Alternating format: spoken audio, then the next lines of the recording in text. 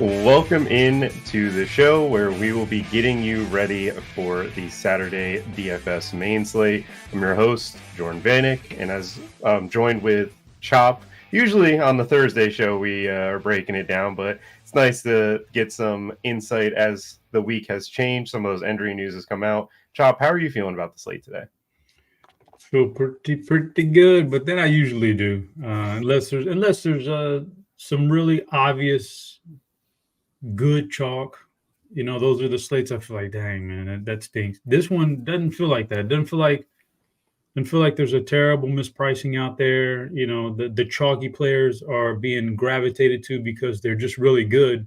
It's not that they're mispriced so much, and that's a good thing. So that's when you can actually fade it and feel pretty good about it.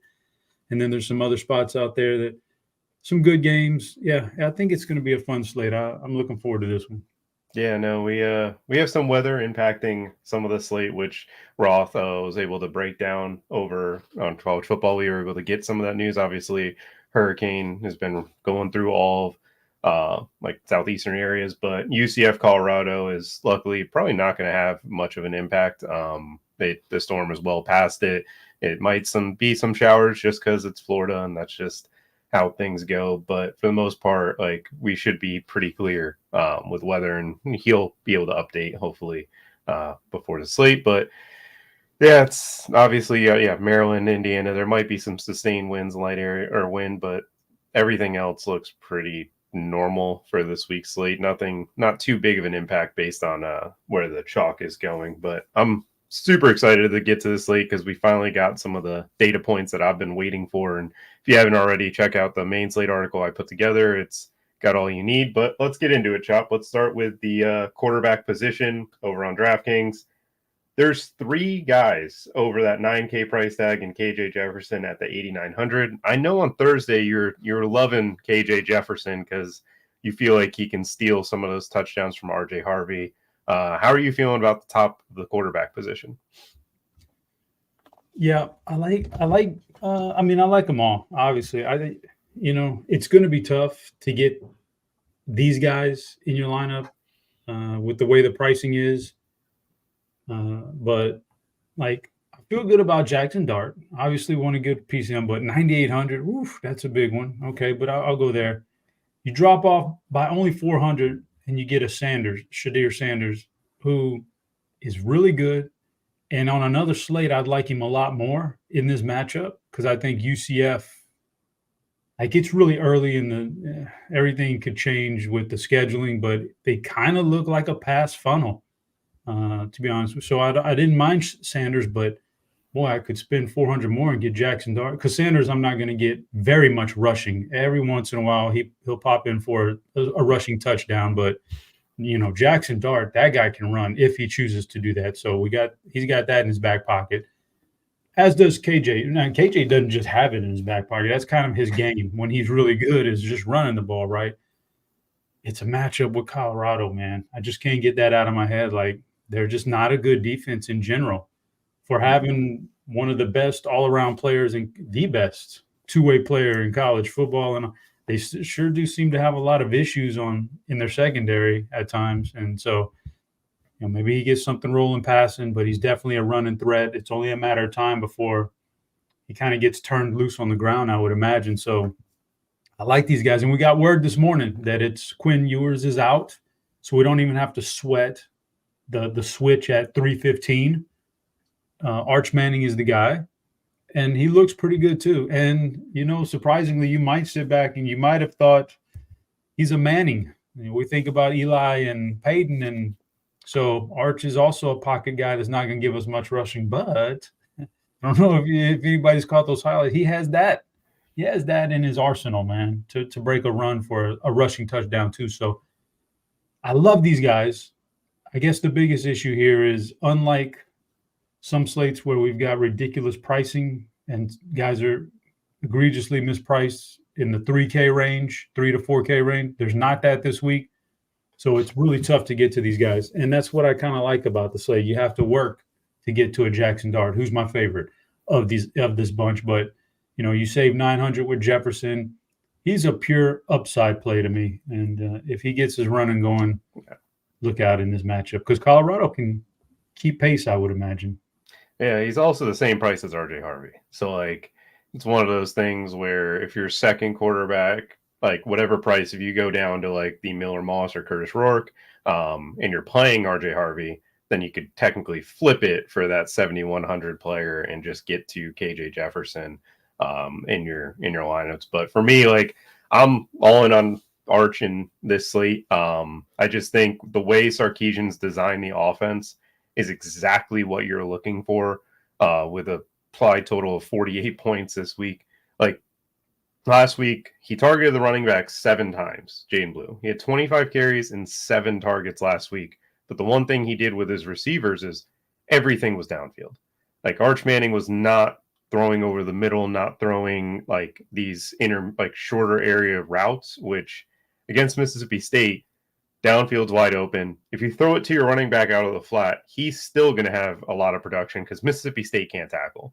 I don't know if you caught that Virginia Tech game last night, but the way that Mississippi State was tackling is the way that the Miami Hurricanes were tackling during that affair. So a lot of missed tackles from Mississippi State. Their defense is obviously poor. For me, Arch Manning and Jackson Dart will be the 2 9K quarterbacks that I try to get to. I haven't been able to find a build where Jackson Dart, because I have to play that 9,100 Trey Harris with him. I can't think that Jackson Dart does everything without Trey Harris having a massive day in the receiving game. But again, let's move forward to the next range of quarterbacks. Let's basically call it the 8K behind KJ Jefferson, Josh Hoover, Avery Johnson. You got the true freshman with Oklahoma and Riley Leonard. A lot of rushing upside between 3 of these guys, and then you have Josh Hoover has thrown for over 300 yards. Chop, I know you're getting to a lot of the top quarterbacks. How are you playing this range with Avery Johnson coming in as one of the chalkier quarterbacks on the slate? Yeah, this is another good range. I think there's some guys in this price range that probably don't belong there, though. They seem out of place. The Hawkins, who I have no idea. Like he doesn't have any receivers for Oklahoma now. It kind of mitigates some of that upside. So I don't think he'll be in my player pool. And some of the other guys in this range are, really average. But yeah, Hoover against Kansas, that game has that shootout potential between those two. Gotta love Hoover. You got some guys you can pair him with. Pretty easy pairing. When I glanced to this morning at the props, anytime you get a quarterback over 300-yard passing prop, all right, you're in good shape. That's the bonus on DraftKings, and if you can get that route, you're going to throw for some. And I think this morning was at 307, and it's not egregious. So you got that working for you. So I like him quite a bit. Avery Johnson is the one that there's upside there. I think I expected maybe not correctly, but I expected more upside from Avery Johnson to start this year. Hadn't quite seen what I thought he could deliver. And the problem with Johnson to me is that you got to make a decision. I don't think I want to play Avery Johnson with his running back, right? No. Giddens. So then I got to make a decision. Which one is better? Oh, man, it's tough for me not to play Giddens. And we'll talk about running backs in a little bit, but boy. Yeah. So that's the only thing that really kind of turns me off of Avery just a little bit. But I know he has upside. He just hasn't flashed a lot of it. I like that matchup. That's another shootout potential. So Hoover and Johnson are the guys for me in this range. And then there's Riley Leonard hanging around there. I'm sure you got some opinions on Leonard and he can do, but he's shown it. So it's Riley Leonard he probably doesn't get enough credit here. And I probably shouldn't mention him with the other 2 guys because when he's healthy and he was at Duke, he was a slate breaker, no doubt about it. He had that in his repertoire.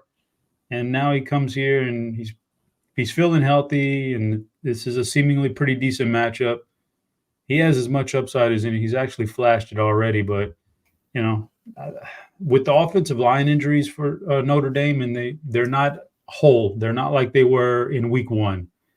That probably hurts the running backs more than the quarterback. He has a little bit more, you turn around, you hand the ball off behind a beat-up offensive line, the running back is going to suffer. But when the quarterback is lined up in shotgun and there's the threat of pass, it kind of mitigates some of that offensive line injury stuff. So that's how he's been thriving here recently. So he deserves to be up there too. But Avery Johnson, Riley Leonard can beat you with their legs and change that slate like that. That's something that in this range, like Alan Bowman doesn't have, and some of the other guys don't have. So I think Hoover, Johnson, and Leonard are the guys in this range for me.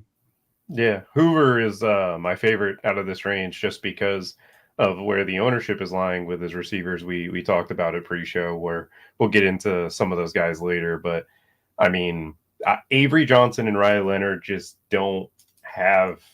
Well, Riley Leonard has some passing upside. Avery Johnson just hasn't been able to throw a football this year. Like, I've watched a lot of this Kansas State game, and like the best offense they have is just running. Like, they got destroyed last weekend and against BYU, and Avery Johnson ran for like 90 while Giddens had 90 yards rushing. And it's like it's frustrating to know that he has an arm. Like, he has a lot of talent. The scheme, the playmakers they have at receiver just haven't been able to get it done or get on the same page. So I've kind of stayed away from Avery Johnson, especially at the ownership where he's coming in almost twice as owned as Josh Hoover, where Hoover's 500 more. I know he's got passing upside and he has legs. Like, he doesn't use it as often. Like, obviously, it's not there in the rushing upside, but he can escape the pocket and run. He just chooses to launch the ball down the field, which is something we like against this Kansas defense, where if you didn't watch that UNLV game, if Saluka could throw, he would have also thrown for like 250, 300 in that game. He just was missing wide open people left and right. So let's move on to the next range. Let's call it, Taylon Green, Jalen Daniels, Curtis Rourke, Miller Moss. This is a range of quarterbacks that I've been getting to quite a bit, just with one of them, just because of the pricing on the entire slate. I can't get behind Taylon Green this week, which feels like a very scary point because he's a great runner. And the reason why, I don't have too much of him is he just is taking a beating. Like, he's been hit so much in the last few games. And against Auburn, he came out for a few plays because of how much he was getting hit. And this Texas A&M defense has been phenomenal, been getting better each week under their new coach with Elko. And more importantly, their defensive line has been monstrous. How are you feeling about this range of quarterbacks? And are you trying to get to maybe one of the cheaper guys to pair with your 9K quarterback, or are you just rocking one QB builds this week? Oh, no. I'll go 2 QBs. I mean, there's still a lot of really good quarterbacks. The pricing is up on them, but they're still there, man. You still got to play them. But this will be the most popular ownership projected wise, and just in general, this will be the most popular tier of quarterbacks right here. Yeah, Taylon Green, I think he's projected as our highest owned quarterback right now. And that, I don't know if I see that. He definitely has that upside in him. He's just not my favorite in this tier, but he's very good, and I don't want to discourage anybody from playing him. A&M's good, but he has the skill set, the type of skill set that it doesn't matter really what kind of defense you can run out there. If he's on his game that day, running the ball and just enough passing to keep you honest, then he can crush you. I mean, there's a difference between running quarterbacks, and I love the smooth, fast guys who drop back with the threat of pass, but then can just absolutely – the Lamar Jackson types. Taylon Green has that in him. Like, he's a smooth, fast guy, not the big, bulky Cam Newton. KJ Jefferson. KJ, Donovan Smith, those kind of bulky guys. I like that. So he's got that. I'm not going to discourage you from playing. He's just not my favorite. Jalen Daniels is probably my favorite in this category. It's a good matchup with TCU. I think the shootout potential is there. They're not great in the secondary. He's got the running ability too. Don't take that for granted. He can absolutely crush you with his legs if he chooses to, but he's also has 3 or 4 weapons he can spread around. You can't take away Grimm and shut down Daniels from the passing game. He's multiple targets to go to, so he's got a lot of ways to get there. So Jalen Daniels is my favorite there. Miller Moss is going to be popular, and he's good. Like me some Miller Moss too. I had a lot more love for Curtis Rourke before Roth's weather report. That kind of just, I don't know, man. I think in the NFL, I have no problems with weather almost 99.9% of the time. If it's 10 to 15, if he said 10 to 15 miles with 25 gusts, I'm not worried about the NFL. Those are NFL arms. It doesn't ever seem to bother those guys. In college, I think it plays a much bigger part when you get any kind of weather that is bad. The guys just aren't built the same as a pro quarterback. So that worries me a little bit. And it took me off of Indiana's passing game as a whole, who I did like a lot earlier in the week. Not as much now. Not saying he can't get there, but it just, it took a step back for me. And then some of the other guys in there, I couldn't play them because of these other guys. I'm not going to, I think Marcel Reed is way overpriced for being in this kind of a tier 7K to 8K or whatever it is. Like, I'd much rather play those other guys. Yeah, no, I loved Rourke from a matchup standpoint. Like, this Maryland pass defense gave up over 330 to Aiden Childs just a few weeks ago. They didn't really play many teams. They played Virginia after that, I think it was, but that Virginia game was a little wonky when I remember watching it. And Curtis Rourke has been, 75% completion. He's averaging like 9 yards per attempt, 10 yards per attempt. They haven't necessarily played anybody, but this is a spot where they can light it up in the passing game. I'm still going to buy into Rourke. I just obviously have lessened my stance, and Miller Moss is the best pure quarterback in this price range. I think he has a huge bounce back week against Wisconsin from a passing standpoint. And the one thing about him is, like, I don't mind playing him with Woody Marks, who's chalk as well, because Marks had 10 targets last week against Michigan. Like, he's going to catch passes out of the backfield. And then the Moss, they finally kind of solidified the receiving core to get to Zachariah Branch, which is really nice. And then for me, those are the two that I'd go to in this range. I like Jalen Daniels for like the 330 slate. If you're game stacking TCU and Kansas, like, it's a very easy one to plug into your lineup. But other than that, I'm not really getting to him much on the main slate. Is there any under 7K quarterback that you love a lot? Like, for me, it's Raiola at that 6,400 price tag against Purdue. I don't mind playing him with Dowdle, but mainly just getting to Banks and Noir with him. How are you feeling about that, Chop? In that lower range, yeah, Raiola is probably the standout guy there, although when I say standout, I still don't think I'll have a ton of him. Like, he's solid, he's decent, but he's young. He's not really much of a threat to run right now, and he's not exactly killing it through the air either. So he's a standout in that lower range, but I don't love him. This morning, throughout the week, I still had Alex Orgy in my player pool. I kind of scratched him out this morning. I didn't want any of that. Let me see. There were some other guys that were Sawyer Robinson that's popping in projections. I just can't get to him. Yeah, like, I like BYU's defense. Like, BYU's been a lot better than I thought they were going to be. I mean, they just shut down Kansas State, and I don't think Baylor is going to be able to get it done, even though Sawyer can run and different things. Projections seem to love him, though. Yeah, I took him out of my player pool. I don't really, for a lot of the same reasons. But the only other guy that is still in my pool that I can see myself having some form of, because of the salaries and the way everything's structured, is Hudson Card, because he's so cheap. Don't expect a huge game out of him, but at 5,100, let's say, if I have a running back price 5,100, or let's say a wide receiver, price 5,100, like, what do I need out of him? I don't need a lot if those other positions are really hidden. And so he's 5,100. And if that gets me up to the RJ Harvey, Trey Harris build or something like that, yeah, I'm good with it, man. Just give me some. There's not much upside there, but he's 5,100 quarterback, so he stays in my pool. Yeah, I mean, Hudson Card, if you're going to play Hudson, I definitely recommend Max Clare. Jamal Adrien, I believe, is out again, and Max Clare is 3,900, and he's the tight end that gets you that passing touchdown. Like, his red zone work will be top tier in this, on this slate, and that'll probably get you to that RJ Harvey build that Chop wants. But let's move forward to the running back position. A 9,200 Ollie Gordon. What a weird time after the beginning of the year. 8,900 RJ Harvey and 8,500 Giddens. We talked a lot about Colorado's run defense. You talked about, DJ Giddens versus Avery Johnson. If you had to rank these three running backs for this slate, who would you put 1, 2, and 3? Oh, man. So Giddens is obviously the more popular play on FanDuel. Yes. Because of the pricing. So let's just say we're talking about just DraftKings with this pricing is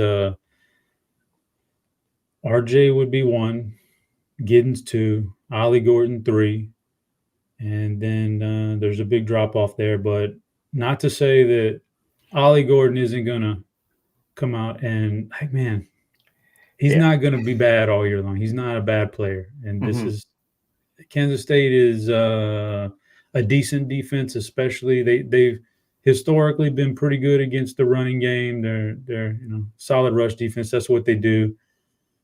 But he's not going to be held down forever. So I wouldn't, if you look up at the end of the day and see they gave it to Ollie 30 times and he ran for 200 yards and 3 touchdowns, would it surprise me? No chance that would surprise me. So it's a number. He's number 3 for me in that category. But RJ, I say RJ Harvey number 1. He's he's an all-purpose back. He has the matchup for today against Colorado. He's got all that stuff going. And Giddens is just a little bit too close in price range for me to put him ahead of Harvey. Giddens can catch the ball out of the backfield, but not like Harvey can. Harvey he's a legit dual threat, so that bumps him down a little bit on DraftKings. So I say Harvey 1, Giddens 2, Gordon 3.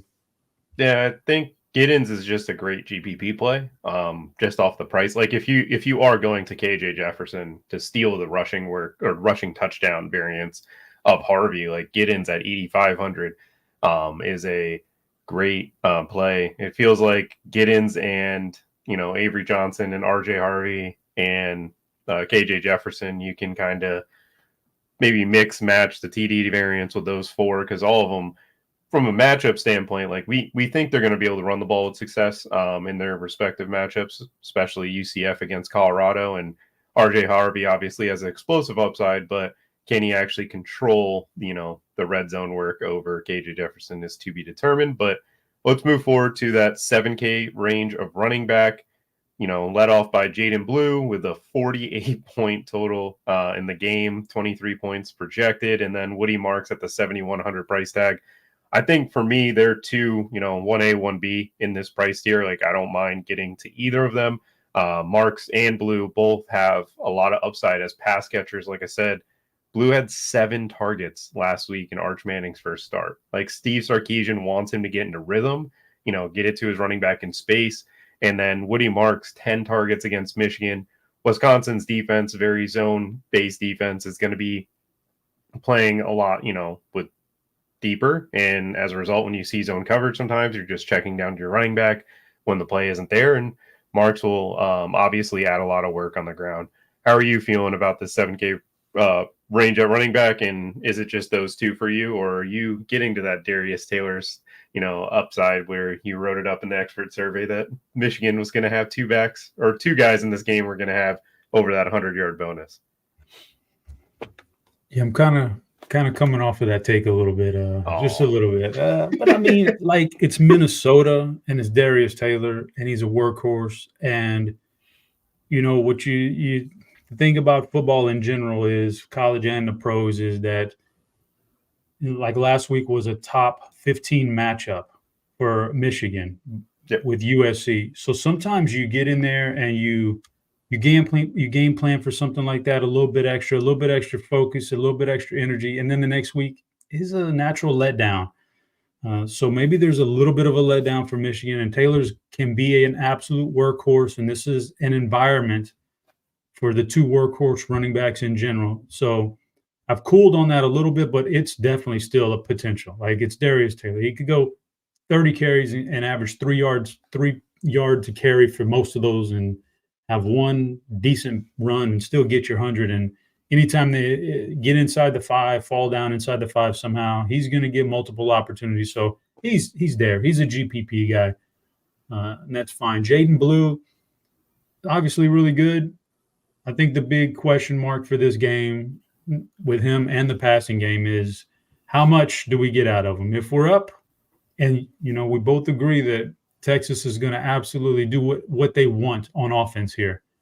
So if they're up 42 to nothing at halftime, how much second half do we get out of any of these guys? And that's the big thing for upside. So I love Jaden Blue. I worry about the upside being capped just a tad bit because this matchup is so easy for them to walk right through. Mullings, he's a workhorse. This is a grind game. On paper, it looks ugly. You're going to get a low total, low team totals for both, all that good stuff, which strays people away. But Mullings is 200 yards waiting to happen on any matchup now. I think he's established as the number one guy. They're going to turn the ball in hand. And listen, USC is a solid run defense, and they knew what was coming, and they were stacked in there, and he still broke 2 long ones. It doesn't take much for that kind of guy to pay off. So Mullings is definitely in play. And then you got your Jaquindon Jackson sitting there. It's an offense that they can get him in space a little bit and let him do what he does best. So he's always a threat, and Woody Marks is going to be the most popular play here because of his pass catching and his workload in this offense. And he'd be my favorite in this category, followed by Blue, although there's question marks about those other guys I mentioned. But I think Mullings is the sleeper here. Nobody really doesn't feel like anybody's really convicted on him. But, man, Michigan, I don't know if anybody in that chat's been watching Michigan pass the ball with Alex Orji at quarter. It's almost non-existent. And Orji, supposed to be a really good runner, has not flashed that yet. So it's still even more opportunities for Mullings around the goal line. Yeah, if Mullings would have just been able to take just like a little bit more of the rushing attempts last week, like he's better than Donovan Edwards.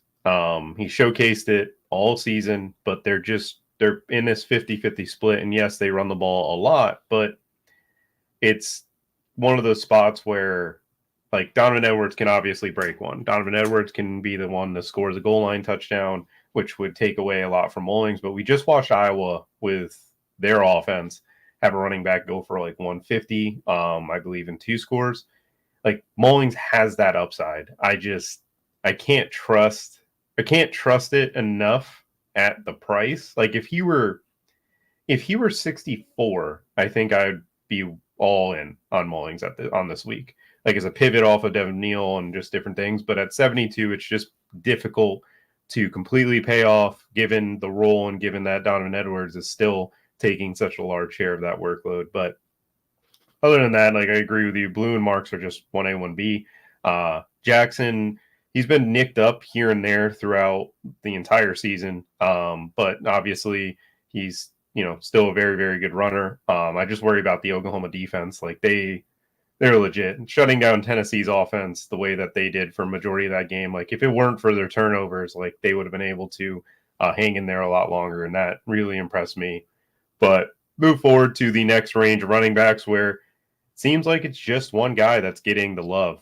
Devin Neal at that 6,600 price tag. I think he's probably the most mispriced player on the entire slate. How are you, approaching this range of running backs? Is there anybody to even get to over Devin Neal or even anybody that you're intrigued with? Yeah, I mean, Devin Neal's the best, but, there's always options there. And, the thing about Devin Neal is he's going to be – our ownership is off the chart. He's the highest owned player projected on the entire slate, not just running back. And that's fine. It's for good reason. He's cheap and he's mispriced a little bit. But what could go wrong with Devin Neal? Well, I tell you, Highshaw is healthy, and he will steal some carries, and he will steal some goal line work. That kind of depends on just who's in the game at the time they get down in that area. And he'll lose some red zone rushing work to Jalen Daniels himself. So you're asking me what could go wrong with a 45% owned guy, almost 50% on a slate like this. That could go wrong. When you look up at the end of the day, in college football, unlike the NFL, DFS, in college, I need some upside. I'm not worried about paying off a $6,600 price tag. I'm not worried about Devin Neal going for 120 yards, getting the bonus, but not getting in the end zone. That doesn't do it for me. That might do it for me in the pros, but in college, I need upside out of almost every spot out there. And so the touchdown equity is a bit off. That's the only thing that could go wrong with him. With that being said, he's the best player in here. But other guys, Cam Cook, very intriguing in that same matchup. He's been the guy for TCU, and if we start to get into shootouts, we just don't know how the touchdowns are going to be scored. And he's got a good opportunity to score touchdowns in this game. Some of the other guys, I don't feel too much love for. I'm not playing very much Jarquez Hunter, or I don't think I think week one I played some Chez Malusi, and that was it. I learned real quick that's not the way you want to go. But drifting down, Jeremiah Love, just in case. I think there's upside there. He's going to split work too, like we've talked about, but he can be a dominant runner, man. And if Riley Leonard's not going to steal from him, this is a matchup that I don't know how you feel about it, but Notre Dame could possibly go in there and flex a little muscle here. And if they do that, then I'm going to want a piece of either Leonard or Love. So if I think Leonard's not going to steal all the touchdowns, maybe it's Jeremiah Love, and he's getting absolutely no ownership right now, and that could be a mistake for a GPP fade. No, I like that call a lot. I don't think Louisville's very good. Like I watched that Georgia Tech game, which is the first game that Louisville got to play against a real team. And if Haynes King could throw the ball a little, better, like with some more touch, over the middle of the field, different things, like they would have beaten Louisville. Louisville was able to get the job done. Georgia Tech, like we saw them in week one against Florida State. When that game, we were like, oh, like maybe Georgia Tech has, they're a decent team in college football. And we learned real quick that Florida State was actually just a big problem. And that Georgia Tech goes up against Syracuse and gets dominated for majority of the game. They come back in the second half, and then we watch Syracuse lose to Stanford. So we're not really sure who's really good in the ACC. And for Notre Dame, like I know their defense is good. Their offense has now found an identity, which is super important for college football. And they are going to run the ball. And Jeremiah Love is very, very talented. The reason I don't like Riley Leonard so much is because I've been bitten by Jeremiah Love just getting 100 yards rushing and not being good enough, because Riley Leonard has 111 and 3 rushing touchdowns.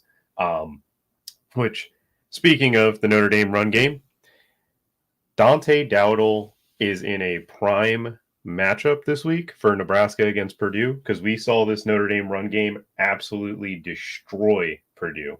Jeremiah Love, 109 and a touchdown on 10 carries. Riley Leonard, 11 carries for 103 touchdowns. Jadarian Price, 8 carries, 86 yards, and a touchdown. And it's like, oh, maybe it was just 1 week. Maybe they were just getting beat up. Then we watched Oregon State go out there. Jam Griffin, 22 for 137 and a touchdown. Anthony Hankerson, 20 for 89 and 2 touchdowns. Now we have a 5,600 running back that finally separated himself for Nebraska last week against Illinois, which is their first big opponent. He's only getting 14% projected ownership. He's projected 16 points. I am all in on Dowdle this weekend. I know I have some love to Raiola. I don't mind playing both of them. Purdue can't stop the run. And Matt Rule, you got a young quarterback, you got a true freshman. Why would you not just pound the rock? We saw them do it against Colorado. I think we do it here. How are you feeling about Dowdle? Yeah, probably. I feel fine. I feel good about him. I mean, you seem to be a little higher on him than I am, but it's not that I think he's not a good player. It's the recently separated himself scares me a lot in college football. You just never know what's in a coach's mindset, especially after Nebraska got beat there the other day on what was that, a week and a half ago? I think it was a Thursday game. They played on a Friday slate against Illinois. They got beaten overtime. Yeah. So I don't know how the coach is gonna, how that's gonna play out. But yeah, he looks solid, man. I thought it was a total split going into week one, and then he showed signs right away, and now he's kind of gradually progressed up. So I think he's in a good spot. 56 is a nice price on this slate. that's a great price because there's just not a whole lot of mispricings. And as far as running backs, he is the last one on that list that is an exceptional player. Like there's the guys underneath him don't really like Roman Himby, very disappointing this year in what he's produced. A lot of backups on this list. Well, I mean, I guess we can go really deep if you want to go a really deep dive. The lowest one I would even play at running back is Maccabee in the same game. And Nebraska's no joke. And Maccabee only on the list because he's so cheap. And this is a slate you might need that. But yeah, I think Dowdle is a fine play at this price tag and the best in this range. There's no doubt about that. Yeah, it's I have obviously a lot of love there. It's just because like the way I've been building, like you're right. There's nobody really down here. Like, is there? Projections have a lot of guys like sub 5K at running back that are projected 10 to 14 points as of right now, but I just can't see myself getting anywhere. Like I like Javonte Barnes a little bit at the 4,700 price tag for Oklahoma because of all the injuries they've had at running back. But I also know they're playing at Auburn. At Auburn, Auburn's defense looked pretty good last week. But like how much upside does he have? Is it actually worth it to even go down here compared to some of the other running backs? Is any of the running backs under the 5K range stand out to you at all? Under 5K, no, I can't say that they do. I thought the Javonte Barnes was interesting, and he's still in my player pool, so I don't know if I'll get to him in GPPs because, yeah, I don't know what else are they going to do. They don't have any receivers but then at the same time, their offensive line's been atrocious this year, and part of that's because of injuries, and that happens. But yeah, they haven't looked good in the running game at all. But I got to keep him in the pool because he's cheap and he may be the number one running back for a team that runs the ball a lot. And I don't know what the infusion of a new quarterback is going to do for they looked better against Tennessee when they swapped quarterbacks, but that could have just been a mid-game thing, and it happens, and then does not carry over to the next week. But if it does, maybe that helps. Maybe that helps the running backs here. Maybe that helps Barnes. So he's in my player pool, but certainly not somebody I'm like going heavy on. Although if it was an old Oklahoma team where we knew they could run the ball really well, this would be a smash play at this price tag. It's just not. Yeah, and also like Gavin Sawchuk might be back into the offense. Like a guy that was going in round 2 of your underdog best ball drafts over the summer was benched, was behind a true freshman, and all of a sudden everybody's hurt, and it's kind of like, well, he's got to get some reps. But that's all I have for the running back range. But before we get into the wide receivers, be sure to check out the RJ Combo Light product. It's gives you a cheaper access to some of the great tools that we have for the NFL, NBA, MLB, and PGA. Obviously, MLB, you're going to see the playoffs, and NFL, it's just heating up with our projections because we're starting to learn who's playing and how often they're playing and what teams are good, what teams aren't good. And like week 1, we thought the Saints. We didn't know how good the Saints were. Then week 2, they destroyed Dallas, and week 3, they get beat by the Eagles and can't really put up points. So we'll be able to have you guys get some great projections over there in the NFL and produce some winning lineups. I know Chop has been on Kyler Murray, which was a very good call for week 2 of the NFL season. Last week, a little rough for that Lions defense, but be sure to subscribe, check it out. You get a lot of great access to great tools for a pretty cheap price. But now let's get into the receiver position. This is the position that I always I There's only 2 options up at the top right now with Trey Harris and Travis Hunter. I want to get to Trey Harris. I desperately want to get to him. It's been extremely difficult. Chop, how much are you getting to, Trey Harris relative to the field? Because we're projecting him for 21% ownership this weekend. That's a good question. I'm not, I haven't built my GPP builds, but I think that I'll be over the field on Trey Harris. It's tough because you got these 2 guys sitting in this price range, and Travis Hunter is 1,000 more. Yeah. He's like Trey Harris is a tough guy to get to. Imagine trying to get to Travis Hunter, and the thing about it is sad is Travis Hunter could blow this whole thing up too against UCF. That's all they want to do. They can't run the ball anyway, and that's all Dion wants to do is pass the ball. He wants to get his son as a top 5 quarterback, and he wants to get Travis Hunter Heisman considered. He wants both those guys to be in New York for the Heisman ceremony. Travis Hunter's gone over 100 yards a game, I think, every single game this year. Like they want to feed him, so it's just such a big price tag. But I think for GPPs, if you're telling me I can get maybe into a shootout with UCF and Colorado and Travis Hunter can have a monster game at 6% ownership, is interesting. But I'll be over on Trey Harris because he's a little bit cheaper than that. And I think, I think that's where I want to go. And you hope that Kentucky doesn't kind of do what they did to Georgia and slow things down, make it a slow-paced game where they take the air out of the ball and do things like that. If Mississippi can get rolling on offense, Trey Harris will be good. But I'll be over on Trey Harris. I'll be over on Travis Hunter too because it's only 6% ownership. I think both these guys could be slate breakers. Yeah, I love Trey Harris. Like the numbers, I talked about it in my article or, tagged them on the week. Kentucky runs a lot of single high. That's why like Georgia doesn't really have a receiver that is an alpha to win out wide. And they were getting after Carson Beck. Jackson Dart, bit more of a scrambler, a bit more of someone that can actually extend the play. And if that's the case, like Trey Harris is getting the ball.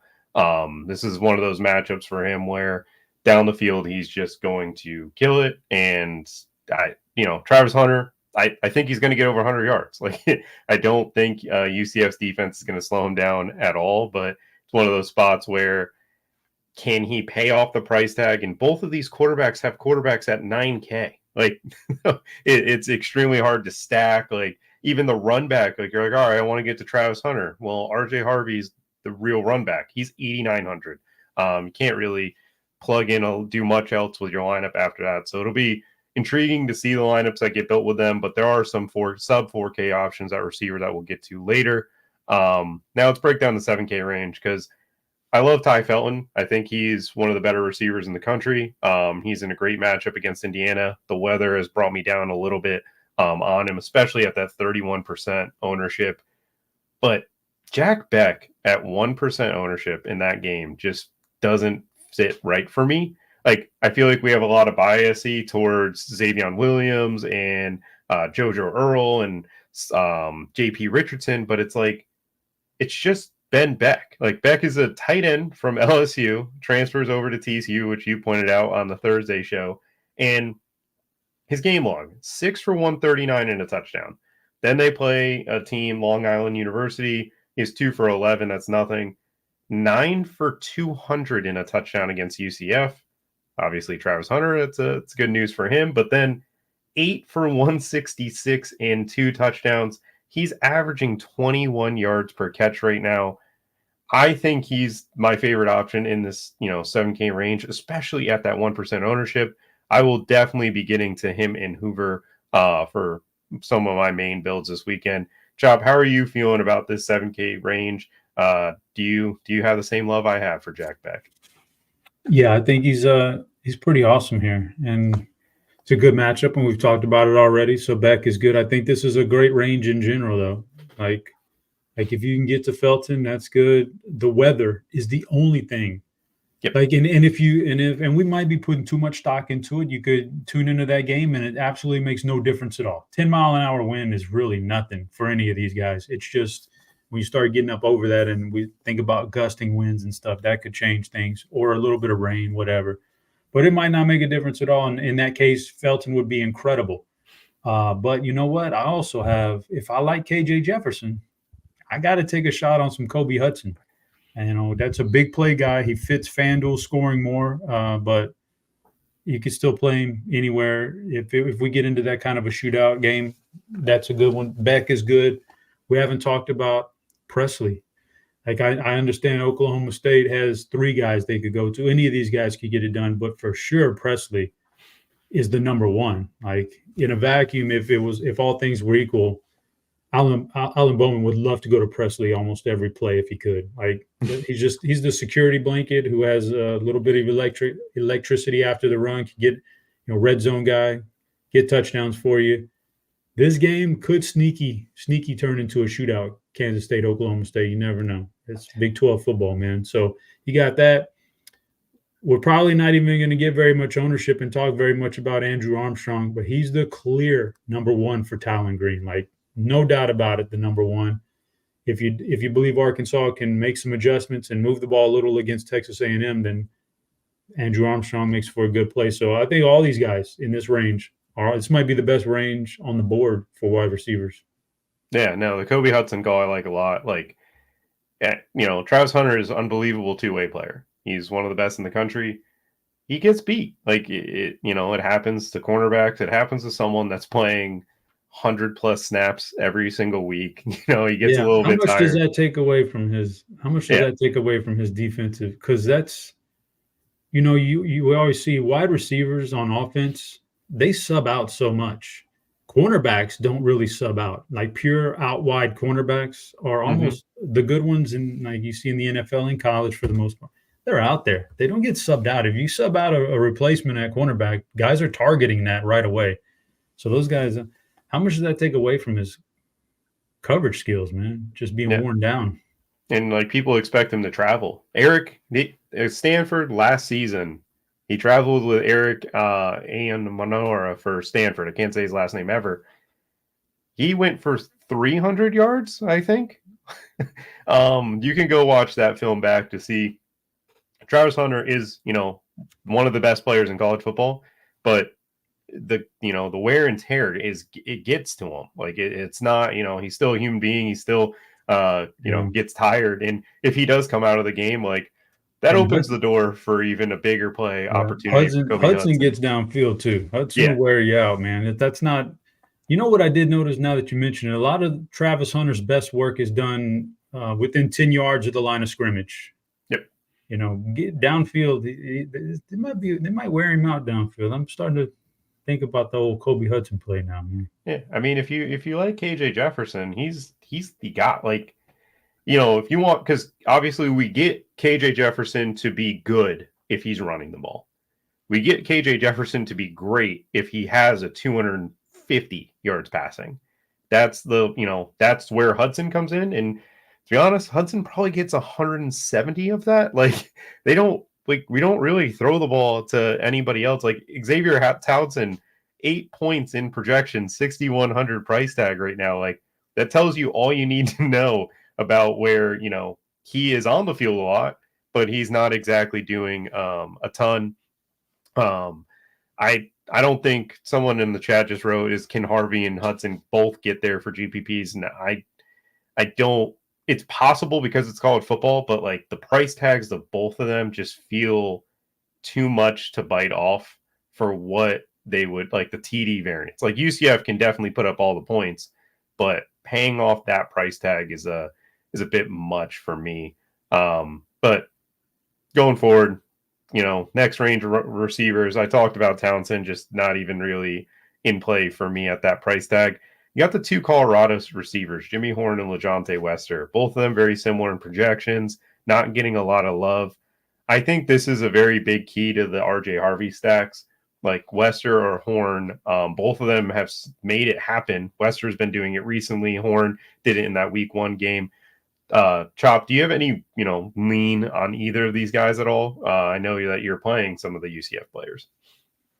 It would be Wester. I prefer Wester over Horn. Horn seems to me in his time with Colorado just feels like a guy who has 1 or 2 big games a year, and the rest of them you're just chasing, and he's already had his big game this year. So I prefer Wester, who's probably a little bit more talented in my opinion and a little bit more versatile. So that's the guy I would go to. There's a massive drop-off just in price, not necessarily projection, but the price tag. And at $7K, you have Andrew Armstrong, and then we don't even have anybody at 6'9", 6'8", 6'8", all the way down to 6'1". So there's a weird drop-off there. You're saving a lot of money. But I think Wester, because I think this could be a shootout, and we've talked about all that stuff, and this is the way you get some exposure to it without absolutely breaking your whole lineup with Travis Hunter or even Shadir Sanders. Yeah, no, I agree with Lester over Horn. It's very close to me. I don't think it's necessarily like a big stance or like, oh, this guy can't. It's, depends on how you're building, depends on what you're looking for. Obviously, both of them aren't exactly owned, so it's not even about that. And it's just about whether you can fit one or the other in your lineup. But moving forward to the next range, you talked about the Oklahoma State receivers. For me, it's a Strebling week. I usually just pick a stance every single week on these three guys with Owen, Strebling, and Presley. If I had to rank them, Strebling would be 1, Owens would be 2, and Presley at 3. And it's a lot to do with Presley's price point versus Owens. Personally, just a thing with them, and Strebling just from a metric standpoint, the numbers pop out to me. He's been their guy in single eye coverages, which what Kansas State runs. Kansas State doesn't blitz a whole lot because they play that 3-3-5, and Strebling has been a lot of those targets against that type of coverage. How are you feeling about this like next range of receivers between all the 5K guys, because we don't really have 6K guys, and some of the price points of these guys? This is some good. There's some good wide receivers in here. This is you mentioned Strebling, and he's kind of like become definitely that 1B at Oklahoma State. So he's in good shape. Savion, we are still blinded by, our mental thing is still blinded by that opening weekend where he like 16 targets or whatever it was, 16 receptions. I don't know, it was off the charts.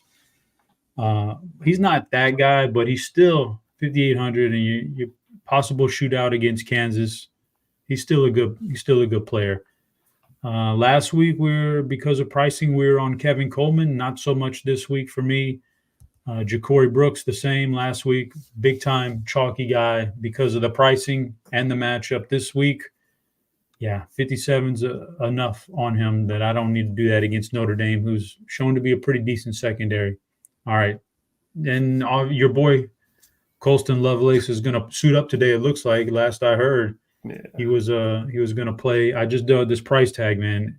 Like if because of the injuries and all that, they have mispriced him at 3,600. I think he's in play at 56.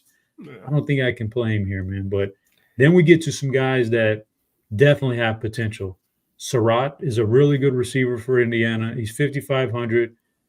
Good game environment if we knew the weather was going to be good. And saying if we think the weather is going to be a no factor, Surratt's a really good play at that price tag. He's the number 1 for Indiana. If you haven't seen Indiana this year, they've changed their coaching staff up. They've changed everything up. Offensive coordinators, they're really good. They're really exciting on offense. And he's the number 1, so he's in there. And then there's the Grim Reaper, 5,200. Luke Grimm has become the number 1 for Kansas. We talked about the change in coordinators on Thursday's show. It's not the same Jalen Daniels spreading it around to 5 different guys. You absolutely couldn't play anybody the last 2 years in the receiving core for Kansas.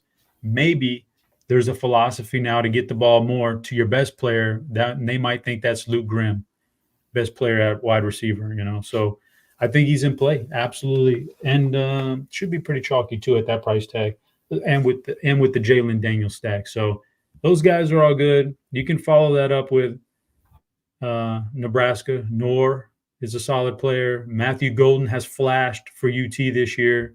If we think it's a possible Golden game, and I'd go all the way down to sticking in the 5K range. The last guy would be Zachariah Branch, who's the number 1 for USC. Solid play today, although I don't, USC, I'm a little bit less likely to commit fully to in the receiving core because I still think there's a spread it around possibility, unlike some of these other teams. But Branch is the number 1.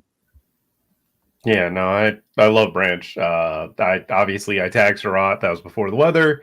I think Isaiah Noir is the other player I'd mentioned just because Nebraska, they're going to get man coverage against Purdue, and like Purdue is just a bad defense. I think you could take advantage of them any which way. And if they're going to say like, hey, we're going to load the box up and make your true freshman beat us at quarterback, then it's going to be a big day for Noir because they'll give him man coverage, and he took advantage of him deep. He almost had 3 touchdowns last weekend.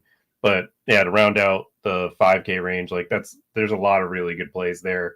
But then sub 5K in this 449 to 4,600 range, there's a ton of value at receiver. You got Will Pauling that's going to get targeted once every 4 plays, it feels like, for Wisconsin. J.C. Brown, who is the number 1 receiver for Kansas State, but we haven't seen it from Avery Johnson just yet. Then you got Isaiah Bond at 4,800, which is it's just a disrespectful price tag. Like, I don't know why they priced him down. Like, I understand he hasn't had the most explosive weeks as of late, but 4,800 for the number 1 receiver and an implied total of 48 points is just ridiculous. Lot of great pricing, and then the chalkier player of the week will be Dane Key in this range, I guess, at the 4,600 price tag as a run back for those Ole Miss lineups. This is my favorite range of receivers, and this is the most targeted group I've seen in this 5 to 4,600 window. All these guys can be the number 1 receivers on their team. How are you feeling about this range, Job? Yeah, this is a good place to save some money if you're into that. If you need that savings. I think with a lot of these guys, there's going to be question marks, and they're not the safest guys. I think Will Pauling's pretty safe. Although, what is USC on defense? We got to figure that one out. I kind of look at the team total, and that guides me a little bit. And when I'm seeing Will Pauling's team total is around the 17 range, that's not good. Dane Key's is 18. If Kentucky has an 18 team total, that's not good. But they're solid. They're solid plays in this range to get you some PPR safety in your roster. J.C. Brown is very much a GPP guy. I don't mind him because I if I'm gonna, I don't need to stack Avery Johnson. You don't have to stack every quarterback in college football like you do the NFL. If I do want to try to chase that kind of upside though, and say Avery Johnson has the big game because he passes a little bit, it's J.C. Brown. That's the guy you want with him. So I don't mind that in those kind of stacks. Bond, you mentioned, chalky, going to be chalky because of the price tag. He's fine. Rashad Owens is in this range. He's fine. There's some good players down here that you could take. I don't have a bad thing to say about any of them. So they're all in play. Yeah, no, this is a great range, and even lower, even sub 4,500, there's players to be had from the receiver position. I think for me, this is where I'm saving my money this week. I know we have Dowdle at 56, and I know we talked about Javonte Barnes, but this receiver, the cheap receivers this week are phenomenal. The 2 players I'm going to highlight in the 3,900 range, Jamal Banks and Max Clare. Max Clare is a tight end. It's not, very, not a ton of upside, but we know he's going to be targeted 7 to, 10 times in this game. It feels like that's the way it is every week for him. And Jamal Banks, clear number 2 at Nebraska, played extremely well in that Friday night game. And again, 3,900 price tag, pretty solid projection, does have the upside. These 2 guys at the 3,900 price tag are great. And then even at 3,800, I know I don't love Louisville, and I think that they're not a very good team, but there's going to be a lot of attention to Ja'Cory Brooks. They have Lacey coming back off of injury at the minimum where people are going to, and I just don't really have an interest in. And Chris Bell just going to go under the radar, and he's still a guy that will be on the field a lot, play a lot. Then you have Will Shepherd at Colorado. If you're game stacking UCF Colorado, 3,800 price tag for a guy who's going to be on the field 40 to 50 plays. It's fantastic. There's so much value at the sub 4K and just sub 5K in receivers this week. Chop, how many of these guys are making it to your pool? Yeah, there's a couple. The guys you mentioned, Claire, I think is safe. I don't know what the upside is on him. He, like you said, he's a tight end. So typically guys like him, he's not the Brock Bowers type of tight end. He's more the bigger guy. So I think he's got a good floor upside. It's just going to depend on who you're saving the money to get in your lineup. If you're getting the right spin ups in your lineup that crushed the slate, you made good plays. If not, then Max Clare is not going to buoy your team to the top, but that's fine. I like Clare. You mentioned Jamal Banks. I think he's there in GPPs. He's going to gather ownership. He's cheap. Nebraska. Be aware, though, if you're taking him, guys, don't. This isn't like, these other wide receivers we've talked about that are really good, are safe. A guy like Jamal Banks could really go out there and put up a total dud, but that's what you're going to get for 3,900. You're taking that kind of a chance. It's not that easy this week. So I like those guys. I don't see a whole lot other than the guys you mentioned. The Kansas, if you want to go as opposed to the Grim Reaper, Luke, you can go with Arnold. He's all right. Yeah. Other than that, I'm not gonna. I know you got some love for Ryan Wingo though, don't you? Yes, Ryan Wingo is the 3,700 price tag guy that I will be getting to with Arch.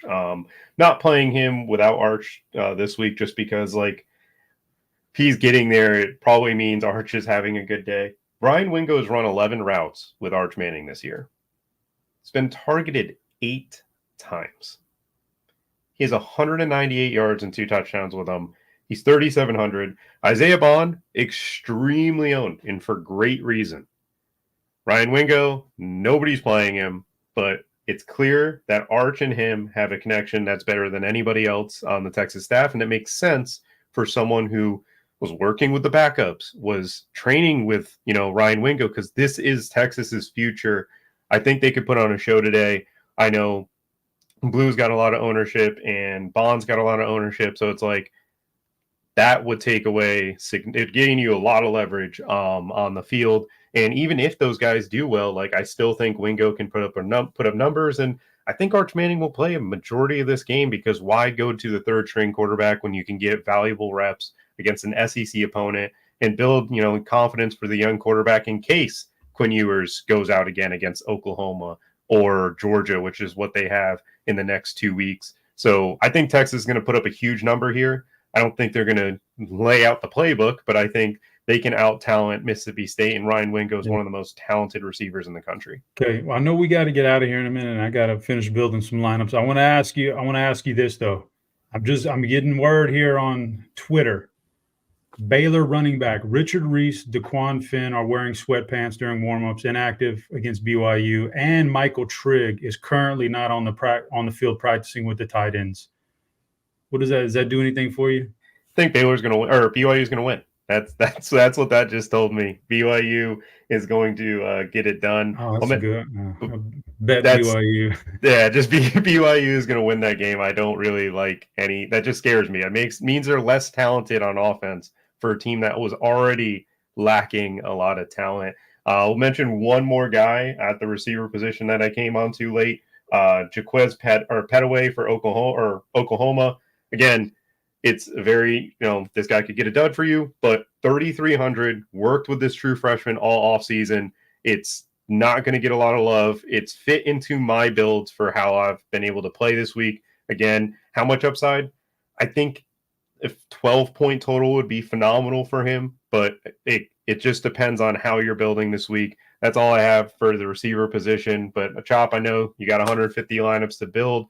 Appreciate joining the show. It's nice to talk twice in 1 week, and hopefully you guys got to some of the lineups. Best 6K running back on DraftKings is Dowdle. Dowdle is the guy for me. Chop, do you have any final words for this? Should be fun. We got 25 minutes till kickoff. Always look forward to these Saturdays. These are kicking off the week, man. Love them. So yeah, good luck in those GPPs. All right, guys, take care. Be sure to tune in next week where you guys will get your normal faces on Saturday, while me, Chop, and Tuttle will be breaking down the Thursday slate. Good luck in your GPPs, and stay in that Discord because we will be updating you guys as soon as the information becomes available.